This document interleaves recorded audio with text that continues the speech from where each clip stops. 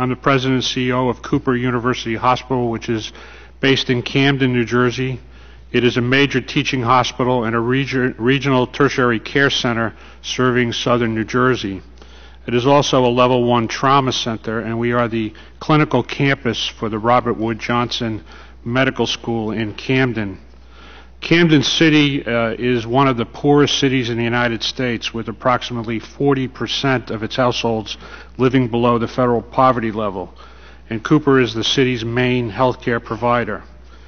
While the national recession has impacted Cooper's finances, the Camden environment and its poor economy has presented financial challenges to us for decades.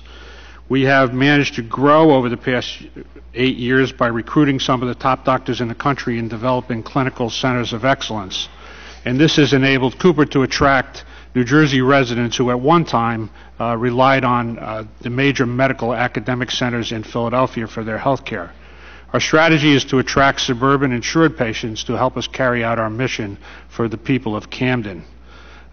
Cooper's payer mix represents a microcosm of the the healthcare financial dynamics at work in New Jersey. Those without health care insurance and patients qualifying for charity care and Medicaid totaled over 38% of Cooper's patient base in 2006, and this number has grown over the past 3 years to nearly 41%. Cooper receives state funding for its charity care services, but they cover only about 50% of the costs. Medicaid funding typically in New Jersey covers 60 to 70% of costs. Thus, for Cooper, this uninsured and underinsured population combined represents approximately 30% of our costs over the past 3 years, but only about 15% of our revenue. The reason why 38% of Cooper's patients account for only 30% of revenue is explained by the fact that the uninsured typically use hospitals for less acute primary care type services. Thus, their hospital cost per person is lower than average. However, this represents a huge misallocation of resources in our healthcare economy, in that expensive hospital resources are being utilized to provide that which could be done very well at the primary care physician level. What are the economic consequences of this pattern? Hospitals such as Cooper must shift expenses to those with health insurance. Patients with employer-sponsored health insurance constitute just over 30% of our patient base and approximately 30% of our cost. However, this segment of our business over the past 3 years represents about 40% of our revenue. Unfortunately, these underlying dynamics of our healthcare economy are not sustainable. As costs are shifted to the paying patients, premiums rise, and individuals and businesses are unable to pay for health insurance coverage. This increases the number of uninsured and underinsured, which leads to further cost shifting.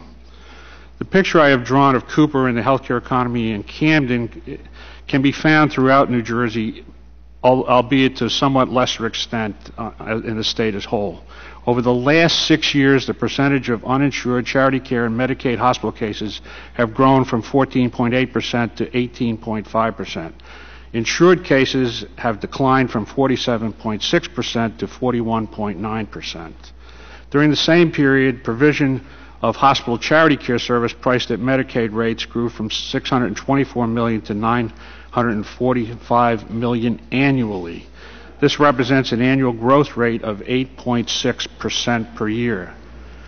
These trends regarding the decline of health care coverage and increase in uninsured and underinsured in New Jersey have taken a serious toll on the hospital industry. More than half of New Jersey's hospitals are operating in the red, and 8 hospitals have closed their doors since 2002. In conclusion, it would seem clear that employer-sponsored health care insurance has been and will continue to be crucial to the financial health of hospitals such as Cooper and New Jersey's healthcare economy. However, businesses have a right to be seriously concerned about the increasing cost of health care. The trends are not sustainable.